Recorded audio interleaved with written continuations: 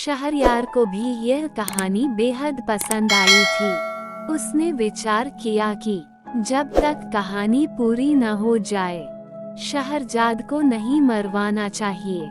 इसलिए उसने उस दिन उसे प्राणदंड देने का इरादा छोड़ दिया। पलंग से उठकर वह नमाज पढ़ने गया और फिर दरबार में जा बैठा। शोक कातर मंत्री भी उपस्थित था। वह अपनी बेटी का भाग्य सोचकर सारी रात न सोया था। वह प्रतीक्षा में था कि शाही हुक्म हो तो मैं अपनी बेटी को ले जाकर जल्लाद के सुपुर्द करूं। किंतु उसे ये देखकर आश्चर्य हुआ कि बादशाह ने यह अत्याचारी आदेश नहीं दिया। शहरयार दिन भर राजकाज में व्यस्त रहा और रात को शहरजाद के साथ सोया रहा। एक घड़ी रात रहे दुनियाजाद फिर जागी और उसने बड़ी बहन से कहा कि यदि तुम सोई नहीं तो वह कहानी आगे कहो। शहरयार भी जाग गया और बोला, ये ठीक कहती है। मैं भी व्यापारी और दैत्य की कहानी सुनना चाहता हूँ। तुम कहानी को आगे बढ़ाओ। शहरजाद ने फिर कहना शुरू किया। जब व्यापारी ने देखा कि दैत्य मुझे किसी प्रकार जीवित न छोड़ेगा, तो उसने कहा, स्वामी, यदि आपने मुझे वध्य समझ ही लिया है और किसी भांति भी मुझे प्राण दान देने को तैयार नहीं है, तो मुझे इतना अवसर तो दीजिए कि मैं घर जाकर अपने स्त्री पुत्रों से विदा ले लूं और अपनी संपत्ति अपने उत्तराधिकारियों में बांट आऊं, ताकि मेरे पीछे उनमें संपत्ति को लेकर लड़ाई झगड़ा न हो। मैं प्रतिज्ञा करता हूँ कि यह सब करने के बाद मैं इसी स्थान पर पहुँच जाऊंगा। उस समय आप जो ठीक समझें वह मेरे साथ करें। दैत्य ने कहा, यदि मैं तुम्हें घर जाने दूं और तुम वापस न आओ, फिर क्या होगा? व्यापारी बोला, मैं जो कहता हूँ उससे फिरता नहीं। फिर भी यदि आपको विश्वास न हो तो मैं उस भगवान की, जिसने पृथ्वी आकाश आदि सब कुछ रचा है, सौगंध खाकर कहता हूँ कि मैं घर से इस स्थान पर अवश्य वापस आऊंगा। दैत्य ने कहा, तुम्हें कितना समय चाहिए? व्यापारी ने कहा, मुझे केवल 1 वर्ष की मोहलत चाहिए, जिसमें मैं अपनी सारी जायदाद का प्रबंध करके आऊं और मरते समय मुझे कोई चिंता न रहे। मैं प्रतिज्ञा करता हूँ कि वर्षोपरांत मैं इसी स्थान पर आकर स्वयं को आपके सुपुर्द कर दूंगा। दैत्य ने कहा, अच्छा, मैं तुम्हें 1 वर्ष के लिए जाने दूंगा, किंतु तुम ये प्रतिज्ञा ईश्वर को साक्षी देकर करो। व्यापारी ने ईश्वर की सौगंध खाकर प्रतिज्ञा दोहराई और दैत्य व्यापारी को उसी तालाब पर छोड़कर अंतर्ध्यान हो गया। व्यापारी अपने घोड़े पर सवार होकर घर को चल दिया। रास्ते में व्यापारी की अजीब हालत रही। कभी तो वह इस बात से प्रसन्न होता कि वह अभी तक जीवित है और कभी 1 वर्ष बाद की निश्चित मृत्यु पर शोकातुर हो उठता था। जब वह घर पहुंचा तो उसकी पत्नी और बंधु बांधव उसे देखकर प्रसन्न हुए, किंतु वह उन लोगों को देखकर रोने लगा। वे लोग उसके विलाप से समझे कि उसे व्यापार में कोई भारी घाटा हुआ है या कोई और प्रिय वस्तु उसके हाथ से निकल गई है, जिससे उसका धैर्य जाता रहा है। जब व्यापारी का चित्त संभला और उसके आंसू थमे तो उसकी पत्नी ने कहा, हम लोग तो तुम्हें देखकर प्रसन्न हुए हैं, तुम क्यों इस तरह रो धो रहे हो? व्यापारी ने कहा, रो धो नहीं तो और क्या करूं? मेरी जिंदगी 1 ही वर्ष की और है। फिर उसने सारा हाल बताया और दैत्य के सामने ईश्वर को साक्षी देकर की गई अपनी प्रतिज्ञा का वर्णन किया। ये सारा हाल सुनकर वे सब भी रोने पीटने लगे। विशेषतः उसकी पत्नी सिर पीटने और बाल नोचने लगी और उसके लड़के बच्चे ऊंचे स्वर में विलाप करने लगे। वह दिन रोने पीटने ही में बीता। दूसरे दिन से व्यापारी ने अपना सांसारिक कार्य आरंभ कर दिया।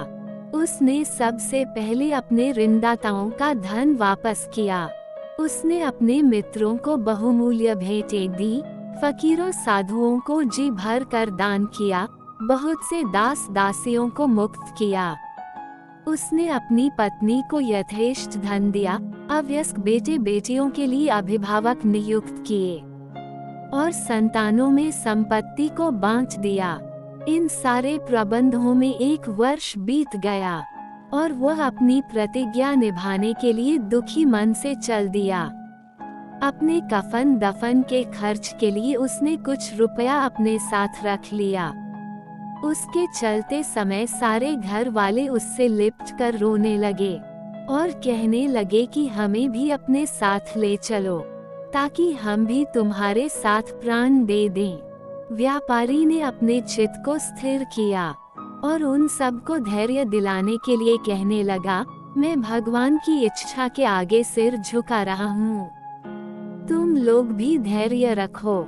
ये समझ लो कि एक दिन सभी की मृत्यु होनी है। मृत्यु से कोई भी नहीं बच सकता, इसलिए तुम लोग धैर्यपूर्वक अपना काम करो। अपने सगे संबंधियों से विदा लेकर व्यापारी चल दिया और कुछ समय के बाद उस स्थान पर पहुंच गया जहां उसने दैत्य से मिलने को कहा था। वह घोड़े से उतरा और तालाब के किनारे बैठकर दुखी मन से अपने हत्यारे दैत्य की राह देखने लगा। इतने में एक वृद्ध पुरुष एक हिरनी लिए हुए आया और व्यापारी से बोला, तुम इस निर्जन स्थान में कैसे आ गए? क्या तुम नहीं जानते कि बहुत से मनुष्य धोखे से इसे अच्छा विश्राम स्थल समझते हैं और यहाँ आकर दैत्यों के हाथों भांति भांति के दुख पाते हैं? व्यापारी ने कहा, आप ठीक कहते हैं। मैं भी इसी धोखे में पड़कर एक दैत्य का शिकार होने वाला हूँ। ये कहकर उसने बूढ़े को अपना सारा वृतांत बता दिया। बूढ़े ने आश्चर्य से कहा, ये तुमने ऐसी बात बताई जैसी संसार में अब तक किसी ने नहीं सुनी होगी। तुमने ईश्वर की जो सौगंध खाई थी उसे पूरा करने में प्राणों की भी चिंता नहीं की। तुम बड़े सत्यवान हो और तुम्हारी सत्यनिष्ठा की जितनी प्रशंसा की जाए कम है। अब मैं यहाँ ठहर कर देखूंगा कि दैत्य तुम्हारे साथ क्या करता है। वे आपस में वार्तालाप करने लगे। इतने में ही एक और वृद्ध पुरुष आया जिसके हाथ में रस्सी थी और 2 काले कुत्ते उस रस्सी से बंधे हुए थे। वह उन दोनों से उनका हालचाल पूछने लगा। पहले बूढ़े ने व्यापारी का संपूर्ण वृतांत कहा और यह भी कहा कि मैं आगे का हाल चाल देखने यहाँ बैठा हूँ। दूसरा बूढ़ा भी यह सब सुनकर आश्चर्यचकित हुआ और वहीं बैठकर दोनों से बातें करने लगा। कुछ समय के उपरांत एक और बूढ़ा एक खच्चर लिए हुए आया और पहले 2 बूढ़ों से पूछने लगा कि यह व्यापारी इतना दुखी होकर यहाँ क्यों बैठा है। दोनों ने उस व्यापारी का पूरा हाल कहा। तीसरे वृद्ध पुरुष ने वहाँ ठहरकर इस व्यापार का अंत देखने की इच्छा प्रकट की, अतः वह भी वहाँ बैठ गया। अभी तीसरा बूढ़ा अच्छी तरह सांस भी नहीं ले पाया था कि उन चारों व्यक्तियों ने देखा कि सामने के जंगल में एक बड़ा गहन धूम्रपुंज उठ रहा है। वह धुएं का बादल उनके समीप आकर गायब हो गया। वे लोग आश्चर्य से आंखें मल ही रहे थे कि एक अत्यंत भयानक दैत्य उपस्थित हो गया। उसके हाथ में तलवार थी और उसने व्यापारी से कहा, उठकर इधर आ, मैं तुझे मारूंगा, तूने मेरे बेटे को मारा है। ये सुनकर व्यापारी और तीनों बूढ़े कांपने लगे और उच्च स्वर में विलाप करने लगे। उन सब के रोने चिल्लाने से जंगल गूंज उठा, किंतु दैत्य व्यापारी को पकड़कर एक ओर ले ही गया। हिरनी वाले बूढ़े ने ये देखा और वह दौड़कर दैत्य के पास पहुंचा और बोला, दैत्य महाराज, मैं आपसे कुछ निवेदन करना चाहता हूँ। आप अपने क्रोध पर कुछ देर के लिए संयम रखें। मेरी इच्छा है कि मैं अपनी और इस हिरनी की कहानी आपको सुनाऊं। किंतु कहानी के लिए एक शर्त है। यदि आपको ये कहानी विचित्र लगे और पसंद आए तो आप इस व्यापारी का 1/3 अपराध क्षमा कर दें। दैत्य ने कुछ देर तक सोचकर कहा, अच्छा, मुझे तुम्हारी शर्त स्वीकार है। कहानी कहो। फिर हिरनी वाले बूढ़े ने कहानी शुरू की। आगे की कहानी सुनने के लिए कृपया हमारे चैनल पर बने रहे। कहानी का अगला भाग सुनने के लिए कहानी नंबर 9 देखें। धन्यवाद।